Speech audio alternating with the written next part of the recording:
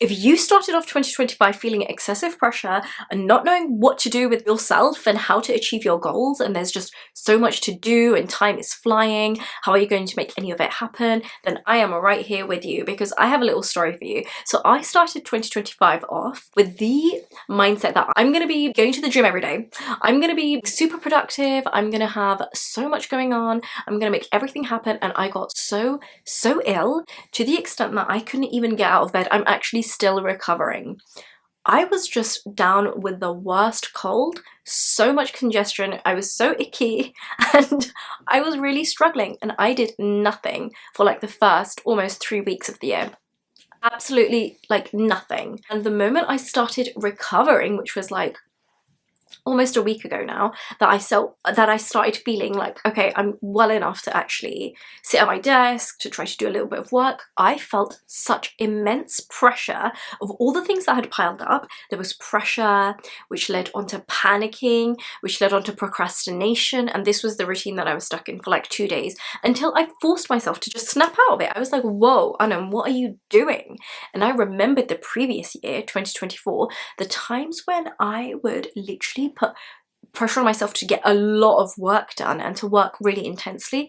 I would procrastinate and I would actually get less done, and I would be depressed. I would not want to show up the following day, and it was just a bad routine to be stuck in. And the days that I would just take it easy on myself, take care of my physique, you know, gymming, eating right, taking care of my mental health, just being a little bit more calm and patient with myself, I would feel like being there. I would feel like doing my work, and I would feel like progressing, and I would see the progress. So honestly, it's not about working harder, it's about working smarter, and that's exactly what we're going to do this year.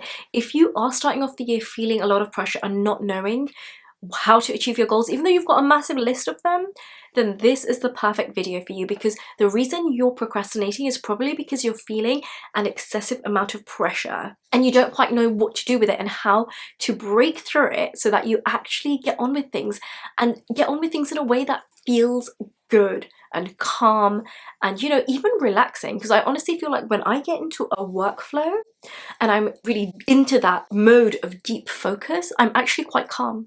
I'm not panicking, I'm not stressing.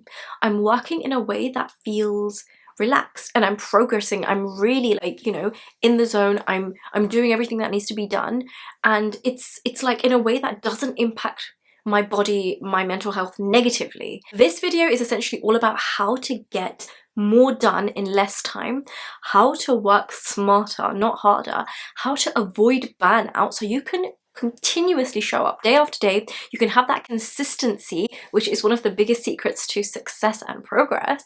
You can have that consistency without feeling like it's taking such a toll on your mental and physical health. One of the worst positions that you can be in is to overwork and be underproductive. You will literally be burning yourself out and still not seeing any results. This video is all about how to tap into peak productivity and reap all the benefits of working smarter, not harder.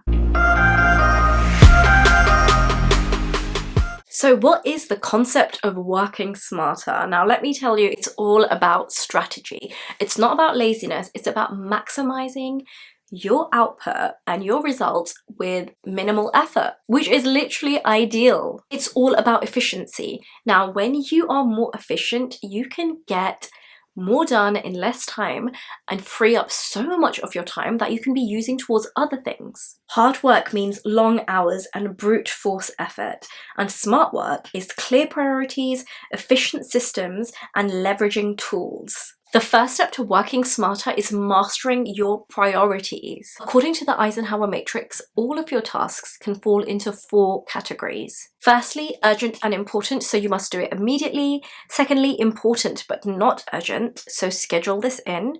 Thirdly, urgent but not important, so delegate these if possible. And lastly, not urgent or important, so eliminate these. This is something I actually really used to struggle with in the past. I would have a massive to-do list for every single day, and I would have all of my really important tasks slotted in between tasks that are very much not crucial towards where I want to go in life. So it was all a great big jumble. And after adopting this method of actually sectioning out all of my tasks for the day in accordance to what is priority and what is not, it has made such a difference, because even if I have a very big to-do list, if I don't get around to doing the tasks that are not so important, that's fine. And I don't even put myself under pressure to do those. I can delegate them, I can do them another day, I can even do them at the end of the week. They are not urgent, they are not that important. But the tasks that are really going to contribute towards me progressing, that are urgent to me, that are really important, they are right at the top of my list, and I focus on those. Even if they take me all day long, they take me just say many hours, and I have to neglect some of the other tasks, because everything is in a list according to priority.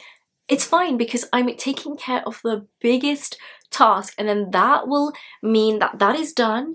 And just say I'm starting off the week with this kind of to-do list, I will be so proud of myself for ticking off the most important and difficult task, and it will set me up nicely for the rest of the week. I'll believe in myself, I feel like I'm right on track, everything's going well, and the tasks that are less important and probably not as, you know, difficult or demanding with regards to my focus and energy, I can do those in the evening when I have spare time, or I can even not do them at all until a much later date when it becomes a little bit more important. So start thinking of your tasks in this way. Realize that not all of them are equally important, and some of them you can eliminate, and that will free up so much time and energy, and that will remove the pressure that you may be putting on yourself to achieve too much. Give one task in particular your full focus at a time, and make sure that task is the most important to you. And honestly, as you do that, you enter such a beautiful workflow automatically, and it just sets you up so nicely for your day, and usually even for your week, and sometimes your month. The second tip I have for you to work smarter and not harder and see maximum results and productivity is the 80-20 rule. Now, did you know that 80% of the results that you see come from 20% of the effort that you make? So it's not essentially that 100% of everything that you put into a task is the reason that you're seeing all those results. You need to start pinpointing all the areas that have actually helped you make serious progress. Identify the 20% of tasks that deliver the most impact and prioritize that. It's essentially akin to figuring out what works, what really truly works and is worth your time, and just focusing your energy on that instead of everything. I'm going to use myself as an example here. So I really wanted to start YouTube for many years, and I would keep starting to learn, starting to think about it, starting to try, and then I would stop. And it was always because things came in the way, such as equipment, such as my confidence with speaking to the camera, such as other work commitments, family commitments, just trying to have a life, trying to balance everything. And it almost sounds like I'm making excuses, and I guess it was that, but it was also the other things that I've spoken about, where there was a lot of pressure on me, there was a lot to do, there was a lot to learn, and for some reason I got it into my head that I absolutely have to learn how to use Final Cut Pro, and I'm not that good at video editing, and it was just in my mind that I have to be amazing and have these really sleek, clean videos to truly put myself out there on YouTube. It was so ridiculous, and I was putting so much of my effort and my energy into that, and then I was like, you know what, I'm just going to flip back to iMovie, which I understand very well, and I'm still using that for my video editing till this day, and it's working wonderfully for me. And I started producing content for YouTube with iMovie, and with the skills that I already had, just really utilizing them, and it honestly has been the best decision, because instead of investing so much time, money, energy, resources, figuring out a whole system that is quite complex for me that I can get to eventually when I need to, it was literally just delaying me. I could have just started with what I had, and that's essentially what I decided to do in the end, and it was a really smart decision. I wasn't working harder to learn these editing softwares that honestly I don't have the time to do. I just don't have the time for it right now in my life.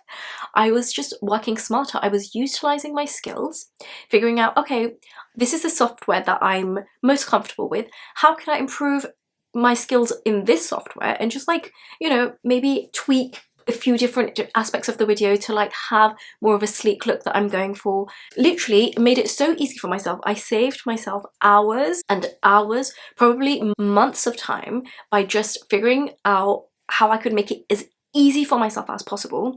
So it's literally the 80-20 rule. Like, I was figuring out, what is it that I already know, that I'm very good at using, that will help me create as much output as possible, and here I am. creating these videos and editing them on iMovie and just getting on with it. It made me feel so much more mentally calm, took the pressure off, and I started producing content at a much faster rate than when I was basically stopping myself, holding myself back and telling myself I'll stop when I've ticked off this massive list of like things to learn, skills to like basically absorb, and it was just not healthy. It wasn't right for me, and it was not me thinking about how I can work smarter. It was about me trying to work a lot harder when essentially I didn't need to do it. The third point is to leverage tools and technology. So I never ever used to use ChatGPT or even like many apps on my phone to like schedule or keep track of things or to just help me out, make my life easier.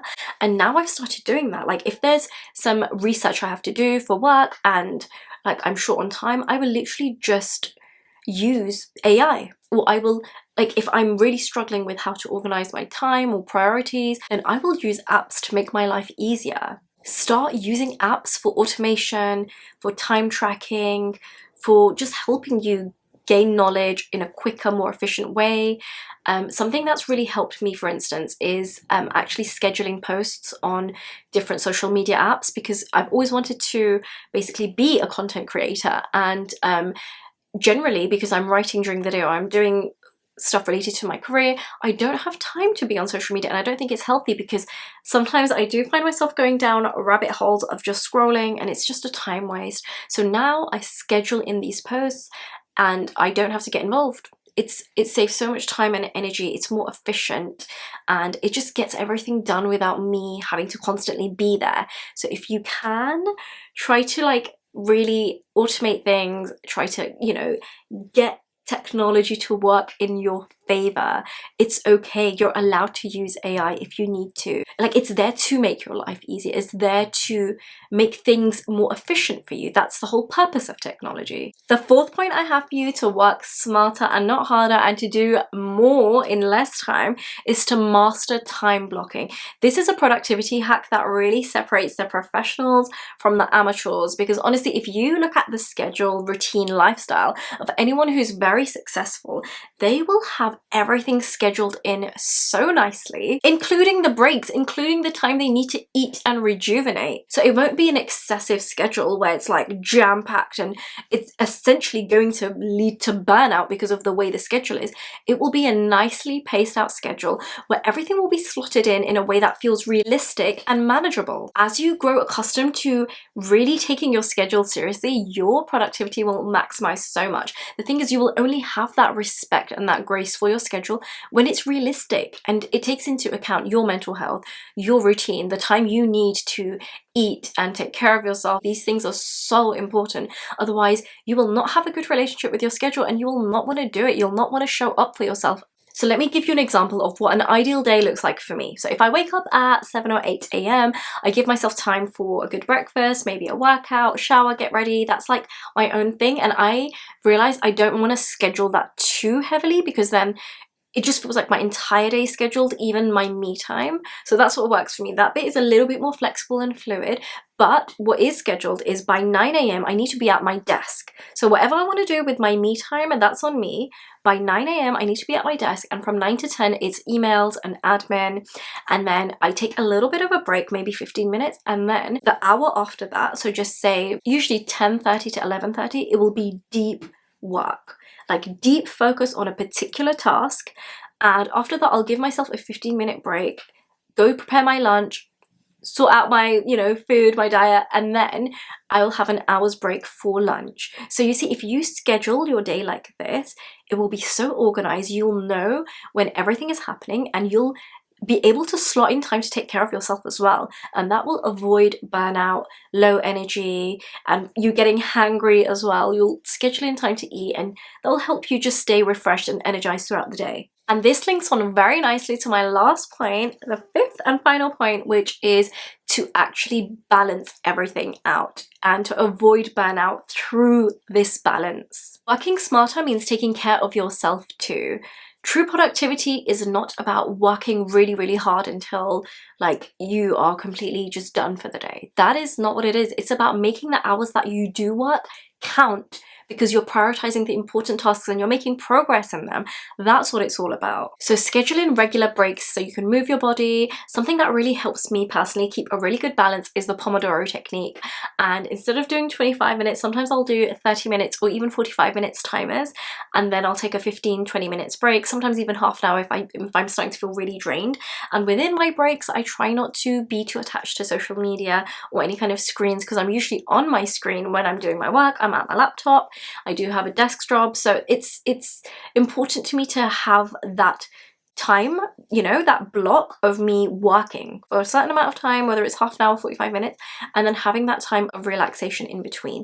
I think that creates such a nice workflow throughout your day. You're breaking up your tasks. It's never overwhelming. You're never trying to work for 5 hours straight and experiencing massive burnout, which is just going to lead onto you essentially working really hard and not benefiting, not being that productive, because it's just not in human nature to work for 5 hours, for 8 hours straight. You can't do that. You won't be able to focus for that long. So you're essentially overworking and underproducing, which is the worst position to be in. You want to be working smarter and working less, like not doing so many hours of work, maybe doing 2-3 hours of work, but broken up nicely, and seeing maximum results and productivity because of that time, because of how focused you are, because of how alert you are, because of how rejuvenated your body feels in that time. You feel energized, you feel healthy, you feel awake, you don't feel exhausted and stressed and like stuck in, I would say, cycles of negative thinking or overthinking as well, which comes as a result of putting too much pressure on yourself to work for multiple hours in a single block. Try to just have a beautiful balance of taking care of yourself and also like striving to achieve and like work hard. I think when you have this strange imbalance there, like you're either too comfortable and you get a little bit lazy, you won't really progress. Or if you start putting too much pressure on yourself and doing too much work, I don't think you're going to be productive in a way that is truly going to show you good results. The work you produce won't even be at a good standard, because when you are stressed, when you are sleep deprived, when you are overthinking and you feel a lot of pressure, you can't produce good results, you know? So it's about finding a good balance between, you know, taking care of yourself and making sure you feel mentally calm and focused and happy and healthy. And you're also working hard and you're pushing yourself to achieve your goals. You're not taking it so easy on yourself that it's going to take you literally years to achieve the things that you want. Like, you are putting that little bit of pressure on so it can just keep things going, keep things moving in the right direction, and you can see the results, you can see the progress, and just feel so good about it, and then that will propel you to keep going. Thank you so much for tuning in today. If you want to know a little bit more about my own routine, lifestyle, the things that I get up to, then you might want to check out my TikTok and my Instagram. The details for those platforms are in my bio, so please do check them out. I look forward to seeing you guys over there. Thank you once again for tuning in. I appreciate you guys so much. We have got this 2025 is going to be incredible for all of us. It's going to be one of the most productive, beautiful, joyful years. Yes, you can have all of that. It's going to be one of the most productive, joyful, beautiful years of our lives, full of blessings. And I am so excited to see you guys in my next video. Please remember to stay tuned, like, comment, subscribe, all that good stuff. I'll see you guys next time. Bye.